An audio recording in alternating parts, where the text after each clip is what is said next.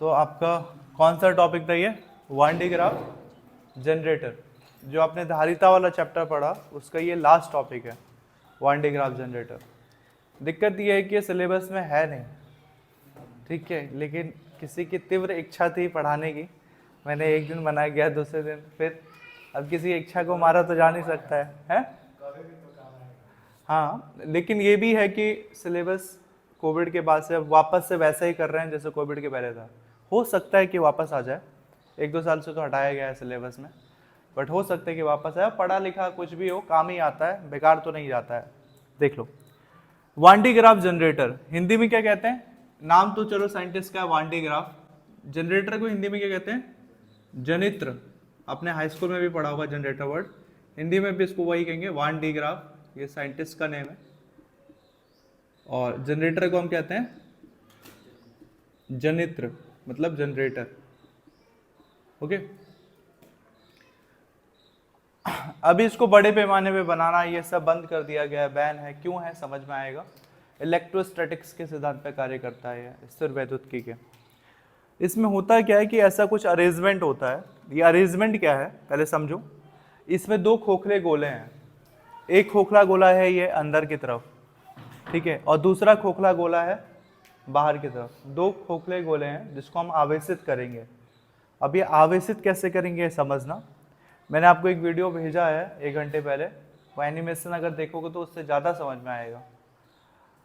देखो, ये जो गोला है, एक छोटा गोला है अंदर खोखला है, उसके बाहर एक बड़ा गोला है, और ये जो छोटा वाला गोला है नीचे एक और गोले से कनेक्टेड है। ये गोला नहीं है एक तरीके से, ये इसे पुली कहते हैं, पुली, घूमने का काम करता है ये, ठीक है, रिंग की तरह। अब है क्या ये समझो। ये सिंपल सा मोटर लगा है, मोटर से एक पुली कनेक्टेड है, मोटर का एक पुली कनेक्टेड है इस अरेंजमेंट के वन डी ग्राफ के पहले पुली से। ये मोटर का पुली है, ये कनेक्टेड है वन डी ग्राफ के पहले पुली से। पुली का मतलब हो गया जैसे कि आप सिलाई मशीन देखा है जिसमें हम धागा लपेटते हैं, सिलाई मशीन में देखा है, उसके अंदर हम फिट करते हैं उस धागे को, वही आपका पुली है, उसको आप पुली कहोगे। या फिर और कोई पुली, पुराने टाइम पे कुएं होते थे तो कुएं में रस्सी डाला जाता था, ऊपर एक गोल रहता था, खींचते थे, और कहीं देखा पुली की तरह कोई चीज, ठीक है, तो इसको पुली कहेंगे। जो पुली, और छोड़ो ना, पुली का सबसे अच्छा एग्जांपल पुली की तरह आपका जो पतंग उड़ाते समय मांझा हम यूज करते हैं, वो पुली की तरह होता है। या फिर जो इलेक्ट्रिशियन की दुकान में तार का जो बंडल लपेटा हुआ रहता है जिस प्लास्टिक में गोल, वो भी रील के उसकी तरह होता है, वो भी पुली का काम करता है। तो वैसे एक पुली कनेक्टेड है, ये मोटर है, ये आपका है मोटर। इस मोटर में लगा है एक पुली, जिस वजह से मोटर जैसे जैसे घूमेगा वैसे वैसे इसके साथ, ये पहली पुली के साथ ये कनेक्टेड है एक रबड़ का बैंड, एक रबड़ बैंड कनेक्टेड है। समझने की कोशिश करो, अगर ये मोटर घूमेगा, मोटर का पुली घूमेगा तो आल्सो क्या घूमेगा, ये वाला पुली भी कनेक्टेड है इसके साथ। जैसे गाड़ी का टायर होता है, एक टायर घूमता है तो उसके साथ दूसरा टायर कनेक्टेड होता है, तो ये घूमेगा मोटर, तो मोटर घूमने की वजह से ये पुली भी घूमेगा। ये पुली घूमने की वजह से अब ये जो है इस पुली में ये पूरा लपेटा हुआ है, ये है आपके पास रबड़ बैंड, ये रबड़ बैंड है पूरा, ये ऐसे पुली के ऐसे बाहर लपेटा हुआ है। सबसे बेस्ट एग्जांपल इसका पता क्या है? कभी आटे की चक्की देखिए, गेहूं पिसाने गए हो कभी, ये आटा पिसाने, क्या पिसवाने, गेहूं पिसवाने जाते हैं ना, गेहूं पिसवाने गए हो चक्की में। सबसे best example one D graph को समझाने के लिए वही हो सकता है कि देखा है उसमें पुली लगे रहते हैं, चक्के लगे रहते हैं, और चक्कों में क्या लगा रहता है, बैंड लगे रहते हैं रस्सी की तरह, ठीक है। वैसे यहाँ पर पुली है, या चक्का बोलो, छोटा सा एक चक्का है, उस चक्के में क्या लगे, ये बैंड लगे हैं। अब होगा क्या, इसको प्रैक्टिकली समझो। ये मोटर घूमेगा तो मोटर घूमने की वजह से ये पुली घूमेगी, ये पुली की वजह से ये वाला पुली घूमेगा, फर्स्ट पुली घूमेगा। इस पुली में लगा है रबड़ का बैंड, तो होगा क्या कि ये पुली यहाँ से घूमेगा तो ये बैंड कहाँ जाएगा, ऊपर की तरफ। यहाँ पर जो पुली है ये किसी चीज से कनेक्टेड नहीं है, क्योंकि ये घूम रहा है और इसके साथ ये बैंड गया है, तो ये रबड़ बैंड क्या करेगा, इस पुली को भी घुमा देगा, और ये रबड़ बैंड फिर ऊपर से नीचे, ऐसे करके ये क्या होगा, गोल सर्कल की तरह, साइकिल की तरह ये घूमता रह जाएगा, ऊपर नीचे ऊपर नीचे। क्यों घूम रहा है, एनर्जी कौन दे रहा है इसको, एनर्जी दे रहा है ये मोटर। मोटर दोनों पहियों को घुमा रहा है, इसको पहिया ना कह के हम इसको क्या कहेंगे, पुली। P1 P2 क्या है ये, पुली। ठीक है, ये समझ गए पुली कैसे घूम रहा है, मोटर की वजह से घूम रहा है। एक मोटर पहले पुली से कनेक्टेड है, पहला पुली में रबड़ लगा हुआ है, रबड़ दूसरी पुली को कनेक्ट कर रहा है। सेकंड चीज देखो आप, अब हो क्या रहा है, यह तो मोटर का काम हो गया। यहां पर जो ये डब्बा दिख रहा है आपको, ये डब्बा एक्चुअल में डीसी करंट का सोर्स है, मतलब कोई बैटरी है बड़ा सा, कोई बड़ा बैटरी या सेल है, बड़ा है तो बैटरी मान के चलते हैं। तो ये कैसी करंट बना रहा है, डीसी। दो टाइप की करंट होती है, आपको पहले बुक के लास्ट चैप्टर आता है तो तक पता चल जाएगा सब चीज। जो घर में सप्लाई होती है करंट उसको एसी करंट कहते हैं, और जो नॉर्मली सेल और बैटरी से करंट निकलती है उसको डीसी करंट कहते हैं। ओके, तो ये बैटरी वाली करंट है कोई, ये डीसी करंट है। ये डीसी करंट से जुड़ा हुआ है ये एक स्ट्रक्चर जो आप रेड कलर का देख रहे हो, ऐसे ये कंघी की तरह स्ट्रक्चर होता है। जैसा कंघी होता है ना आपका, ये कंघी की तरह स्ट्रक्चर है, बट ये जो कंघी है लोहे की बनी हुई है, मतलब मेटल की है। कौन सा पदार्थ ये नहीं पता, मेटल है बस। तो इस बैटरी से जो करंट निकल रहा है, चार्ज निकल रही है, ठीक है, वो किससे कनेक्टेड है, इस कंघी से कनेक्टेड है। ये मेटल की कंघी है, ठीक है। कंघी को इंग्लिश में हम क्या कहते हैं, कॉम्ब। तो ये कॉम्ब 1 हो गया। वैसे ही ये कंघी आप ऊपर भी देख रहे हो, तो ये कॉम्ब 2। ये पहली कंघी मेटल की, ये सेकंड कंघी मेटल की। अब समझना क्या होगा, मोटर की वजह से पुली तो घूम रहा है, समझ सकते हो, जैसे आटे की चक्की में घूमता है पूरा, एक मोटर लगा रहता है, मोटर की वजह से सारा पूरा घूमता है। तो मोटर की वजह से ये पुली घूम रहा है, पुली में ये रबड़ लगा है तो रबड़ की वजह से ये वाला पुली भी घूम रहा है, और साइकिल लगा रहा है। अब हुआ क्या कि आपने डीसी सप्लाई दिया, इसको करंट दे दिया। ये करंट क्या होगा, इस कंघी के सहारे, ये जो करंट आपने दिया इस कंघी के सहारे इसमें चार्ज पहुंच गया। यहां से जो चार्ज है ये निकला, ये चार्ज निकला और कहां की तरफ जा रहा है, ये इस कॉम्ब में आके इकट्ठा हो गया। ठीक है, जब ये इस कंघी पे ये चार्ज इकट्ठा हो गया, तो अब ये जो चार्ज इस कंघी के ऊपर आया हुआ है, प्लस चार्ज में मान लेते हैं, ये प्लस चार्ज जो इस कंघी पे आया है वो कंघी से कहां ट्रांसफर हो जाएगा, उस रबर बैंड पे। ये जो रबर बैंड आपका है इस पे ट्रांसफर हो जाएगा। ये यहां से जैसे जैसे सप्लाई दोगे, ये चार्ज इस पे से निकल के कहां जाएगा, इस रबर बैंड पे आ जाएगा। और चार्ज कहां जाएगा फिर, बैंड के थ्रू ऊपर वाली पुली पे जाएगा। देख रहे हो ऊपर वाले जाते हुए। हुआ क्या कि ये मोटर ऑलरेडी घूम रहा है, उसके वजह से दोनों पुली घूम रही है, नीचे वाली भी ऊपर वाली भी। डीसी सप्लाई दिया तो यहाँ से जो चार्ज है वो पहली वाली कॉम्ब पे आ गया, मेटल कॉम्ब पे आ गया। मेटल कॉम्ब से पॉजिटिव चार्ज पुली के रबड़ के थ्रू कहाँ चला गया, ऊपर। और फाइनली ये एक कॉम्ब से कहाँ पहुंच गया, सेकंड कॉम्ब तक पहुंच गया। फिर सेकंड कॉम्ब क्या करेगा, ये जो चार्ज यहाँ से आ रहा है इसको रिसीव करेगा। ये सेकंड कॉम्ब इस चार्ज को रिसीव कर रहा है, और रिसीव करके क्या करेगा, इस चार्ज को ये कहाँ पे, देखो ये किससे जुड़ा हुआ है, ये मेटल वाला कॉम्ब जो है ये चार्ज किससे जुड़ेगा, बाहर वाले होलो स्फीयर से, बाहर वाले खोखले गोले से। देखो ये अगर कंघी है मेटल की तो ये कहाँ जुड़ रहा है, बाहर वाले स्फीयर पे जुड़ रहा है। ठीक है, तो इस वजह से क्या होगा कि ये जो आपने करंट की सप्लाई दी या चार्ज आपने दिया, डीसी करंट का चार्ज आपने दिया, तो ये पॉजिटिव चार्ज इस मेटल कॉम्ब और पुली के थ्रू कहाँ जाएगा, दूसरे वाले गोले पे पहुंच जाएगा। जो दूसरा गोला कहाँ है, बाहर की तरफ। जैसे जैसे ये चार्ज पहुंचते जाएगा, ये बाहर वाला गोला क्या होते जाएगा, आवेशित। क्या हो जाएगा, ये वाला गोला आवेशित हो जाएगा। ठीक है, सेम इसी तरह से ये पुली की वजह से ये वाला गोला भी क्या होगा, आवेशित हो जाएगा आपका। ठीक है, और समझ रहे हो प्रोसेस हो क्या रहा है, काम क्या हो रहा है यहाँ पे। सिंपल यही है आपका वान डी ग्राफ। यूजेस क्या भी समझा दूंगा। मोटर है, मोटर की वजह से दोनों पुली घूम रही है, बगल में डीसी करंट की सप्लाई है, इससे पॉजिटिव चार्ज निकला, और पॉजिटिव चार्ज कहाँ चला गया, इस बैंड के थ्रू ऊपर वाले पुली पे चला गया। ऊपर वाले पुली पे एक क्या कनेक्टेड है, कंघी कनेक्टेड है, C2 कनेक्टेड है। ठीक है, लोहे की कंघी, मेटल कॉम्ब कनेक्टेड है। ये मेटल कॉम्ब सीधा कहाँ जुड़ रहा है, बाहर वाले गोले पे, बड़े वाले गोले पे। और ये मेटल कॉम्ब के थ्रू ये पॉजिटिव चार्ज कहाँ पहुंच गया, बाहर वाले गोले पे पहुंच गया, ये पॉजिटिव चार्ज। इस तरह से आपने क्या किया, इस पूरे होलो स्फेयर को, खोखले गोले को क्या कर दिया, आवेशित कर दिया। ये चीज आपको पहले भी बताया है। अंदर वाला गोला भी अगर आपने आवेशित किया है तो हमें पता है कि आवेश कभी भी अंदर नहीं ठहरता है, आवेश हमेशा कहाँ चला जाता है, सरफेस पे चला जाता है, बाहर की तरफ। तो ये आवेश कहाँ आ गया, सरफेस की तरफ। इसका यूज क्यों किया जाता है, इसका यूज किया जाता है पार्टिकल्स को, ठीक है, जैसे प्रोटॉन हो गया या फिर कोई भी पार्टिकल्स है उसको त्वरित करने के लिए। और सबसे मेन काम है इसका यूज, अगर एक लाइन में बोलना है तो हाई वोल्टेज जनरेट करने के लिए, अत्यधिक मात्रा में विभव उत्पन्न करने के लिए इसका यूज किया जाता था। अब नहीं होता है नॉर्मली, अब बहुत से तरीके हैं, बहुत पहले की थ्योरी है ये। लगभग 10 पावर 6 वोल्ट का विभव ये मैक्सिमम जनरेट कर सकता है। 10 की घात 6 का मतलब सोचो, एक के पीछे 6 जीरो लगेंगे तो कितने लाख हुए, ठीक है। 10 पावर 6 वोल्ट तक ये विभव जनरेट कर सकता है। ये सोचो कितना पुराना इंस्ट्रूमेंट है।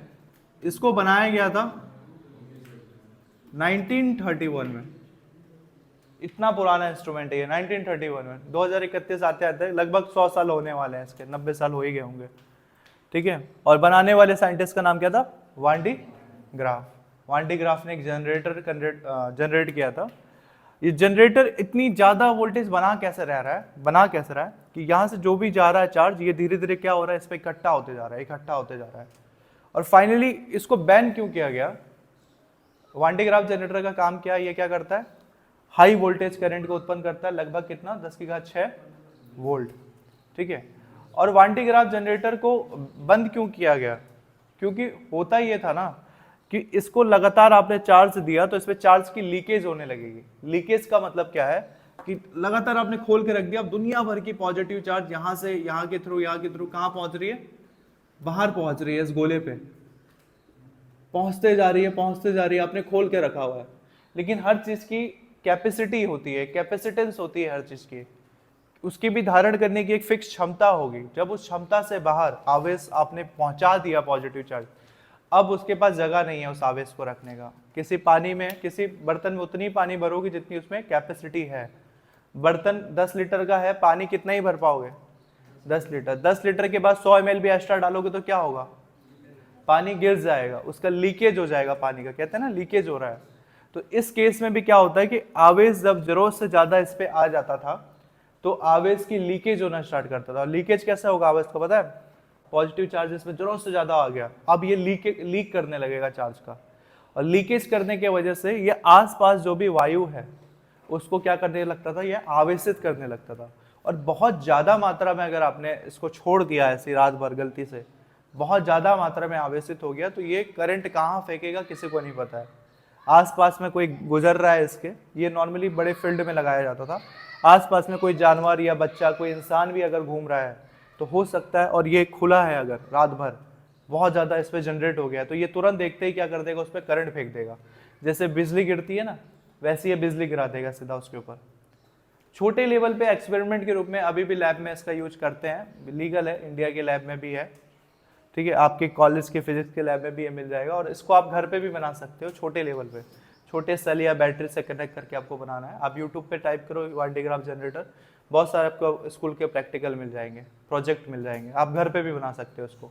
लेकिन छोटे स्केल पर, बड़े स्केल पे बनाओगे तो उस पर अत्यधिक करंट की लीकेज हो जाएगी। अगर आप छोटा सा वान डी ग्राफ जनरेटर बनाते हो और उसके ये वाले गोले पे अगर आप टच करोगे ना हाथ से, बस शर्त ये होना चाहिए कि आपके पैर में क्या होना चाहिए, चप्पल होना चाहिए, जूता होना चाहिए, नंगे पैर नहीं होने चाहिए। आप अगर आपने स्लीपर या शूज़ पहने हैं और वान डी ग्राफ की इस वाले को टच करते हो तो उसमें अगर कम वोल्टेज है, वोल्टेज की सप्लाई कम है, ज़्यादा होगा तो फिर तुम गए छूते ही। कम वोल्टेज की सप्लाई है तो आपका जो करंट होगा वो इलेक्ट्रोस्टैटिक करंट, वो उस गोले के थ्रू आपके किस में आने लगेगा, बॉडी में आने लगेगा, और आपकी बॉडी में जो बाल हैं, हेयर्स हैं आपके, वो सब क्या होने लगेंगे, स्पाइक बनाने लगेंगे, खड़े होने लगेंगे। आपकी जो रोए होंगे ये सब खड़े हो जाएंगे। यहाँ तक कि आप एल्यूमिनियम की कोई फॉइल उसके ऊपर रखोगे वो उड़ने लगेगा, क्योंकि अपने आसपास उसने इलेक्ट्रिक फील्ड जनरेट कर दिया है पॉजिटिव चार्ज की वजह से। तो वान डी ग्राफ जनरेटर ये है। जमीन में रहेगा तो भाई वो पूरा आपका सर्किट कंप्लीट कर दिया आपने, अब वो आपको करंट देगा। जमीन पे होता ही है ना कि वो सर्किट कंप्लीट कर देते हो आप उसका, किसी भी चीज़ का सर्किट कंप्लीट नहीं करोगे तो करंट आपको नहीं लगेगा। इसीलिए कहते हैं कभी भी कोई स्विच वगैरह ऑन करना हो छत पे, स्पेशली आपको लगेगा कि छत पे करंट किसी वजह से आ रहा है, आता है कभी कभी छत के बरसात में अक्सर दीवालों पे करंट आने लगता है, छत पे करंट आने लगता है। अगर छत का कोई दीवार आपका किसी तार से कनेक्टेड है, कई बार तो बिजली के खंभों के बगल पे करंट आने लगता है, अगर वो कनेक्टेड है सीधा नीचे अगर टच हो गया होता है, तो अगर आप चप्पल पहन के चल रहे हो या शूज पहन के, तब आपको करंट उतना नहीं लगेगा, काफ़ी माइनर सा झटका लगेगा, एंजॉय करने लायक। लेकिन अगर आप बिना चप्पल के हो तो एंजॉय अच्छे से होगा फिर, ठीक है। नॉर्मली आप कभी भी स्लीपर पहन के, नॉर्मली अगर करंट लग रहा है, स्लीपर पहना है तो करंट नहीं लगेगा, क्योंकि आपने सर्किट को तोड़ दिया। उसके सर्किट कैसे कंप्लीट हुआ, स्विच में से करंट निकला, बॉडी में गया, बॉडी से वापस किस में गया, धरती में गया, ठीक है। वो एक तरीके से पूरा साइकिल बनाता है, और अगर आपने कुछ पहना है तो साइकिल टूट जाएगा। ओके, तो ये क्या है आपका वान डी ग्राफ जनरेटर, ठीक है। कब खोजा गया था इसको, खोजा क्या गया था, कब बनाया गया था, 1931 में। किसने बनाया था, वान डी ग्राफ ने बनाया था। और क्या करता है ये, वोल्टेज को बढ़ा देता है, लगभग 10 की घात 6 वोल्ट तक बढ़ा देता है। और इसका यूज नॉर्मली होता है आवेशित कणों को, जैसे इलेक्ट्रॉन हो गया या प्रोटॉन हो गया, इसको त्वरित करने के लिए, त्वरित करने का मतलब इसको बहुत ज़्यादा एनर्जी देने के लिए, एक्सेलरेट करने के लिए इसका यूज किया जाता था। लेकिन अभी वर्तमान समय में ये क्या है, प्रतिबंधित है, ठीक है। अब आप इसका डायग्राम बनाओ, क्या क्या लिखना है, लिखने का तरीका समझ लो। वान डी ग्राफ जनरेटर में सबसे पहले आपको कभी ऐसा डायग्राम दिया गया हो तो सबसे पहले आपको लिखना होता है इसके बारे में बेसिक इंफॉर्मेशन, रचना और कार्यविधि। बेसिक इंफॉर्मेशन क्या हो सकती है, ये कब बनाया गया, 1931 में। किसके द्वारा बनाया गया, वान डी ग्राफ द्वारा बनाया गया ये। फिर इसका काम क्या है, ये करता है क्या है, 10 पावर 6 वोल्ट की एनर्जी प्रोड्यूस करता है, वोल्टेज उत्पन्न करता है, हाई वोल्टेज उत्पन्न करता है। और इस वोल्टेज से हम क्या करते हैं, इलेक्ट्रॉन प्रोटॉन जैसे जो कण है, इलेक्ट्रॉन प्रोटॉन जैसे कण है, उसको हम क्या करते हैं, एक्सेलरेट करते हैं, त्वरित करते हैं। उसके बाद आपके ये दोनों लिखने के बाद हमारे पास आता है रचना। रचना मतलब कंस्ट्रक्शन, इसको बनाया कैसे कैसे गया है। और कंस्ट्रक्शन पढ़ने के बाद लास्ट में आता है कार्यविधि या क्रियाविधि या कार्यविधि, इसको कहते हैं वर्किंग मेथड, ये काम कर कैसे रही है। मैं आपको समझा दे रहा हूँ, लिखाने की जरूरत पड़ेगी नहीं, ठीक है। रचना क्या है, रचना में आप लिखोगे कि सर्वप्रथम मोटर से एक पुली जोड़ा जाता है, पुली में एक रबर बैंड के थ्रू पुली 2 P2 कनेक्टेड रहता है। फिर एक डीसी करंट की सप्लाई के लिए बैटरी रखी होती है, और ये बैटरी किससे जुड़ी रहती है, C1 से जुड़ी होती है। आपको ये नहीं लिखना कंघी 1 कंघी 2, C1 से लिखना है, C1 से जुड़ी होती है। और एक दूसरी कंघी C2 छोटे गोले से टच में रहती, छोटे गोले और बड़े गोले को आपस में जोड़ती है, ठीक है। इतना सिंपल सा रखना है। उसके बाद में ये तो हो गया इसका रचना, कंस्ट्रक्शन। क्रियाविधि में क्या होगा, क्रियाविधि के अंतर्गत आएगा कि डीसी करंट से निकलने वाला धनायन C1 के थ्रू, C1 के माध्यम से कहाँ पहुँचता है, C2 तक पहुँचता है। C2 क्या करता है, छोटे गोले से आवेश को, या C2 आवेश को ग्रहण कर या धनायन को ग्रहण कर कहाँ तक पहुँचाती है, बड़े गोले तक पहुँचाती है। और इस तरह से यह प्रक्रिया निरंतर चलते रहता है, और बाहर के बड़े गोले पर आवेश क्या होने लगते हैं, संचित होने लगता है। यदि आवेश की मात्रा अत्यधिक हो जाए तो आवेश का क्या होने लगता है, लीकेज होने लगता है। आवेश का क्या होने लगता है, लीकेज होने लगता है। लीकेज को हिंदी में क्या कहेंगे, हिंदी में भी कुछ नहीं, आपको लीकेज ही लिखना है, सबसे बेस्ट वर्ड। तो आवेश का लीकेज होने लगता है, ठीक है, प्रवाह फ्लो हो जाएगा। लीकेज के लिए क्या हो सकता है, ठीक है। ये सिर्फ इसका क्या है, वर्किंग मेथड हो जाएगा, क्रियाविधि। और बस इतना ही है आपका वान डी ग्राफ जनरेटर। ओके, अभी समय का यूज करो, चित्र बनाओ, देन ये सब लिख लेंगे।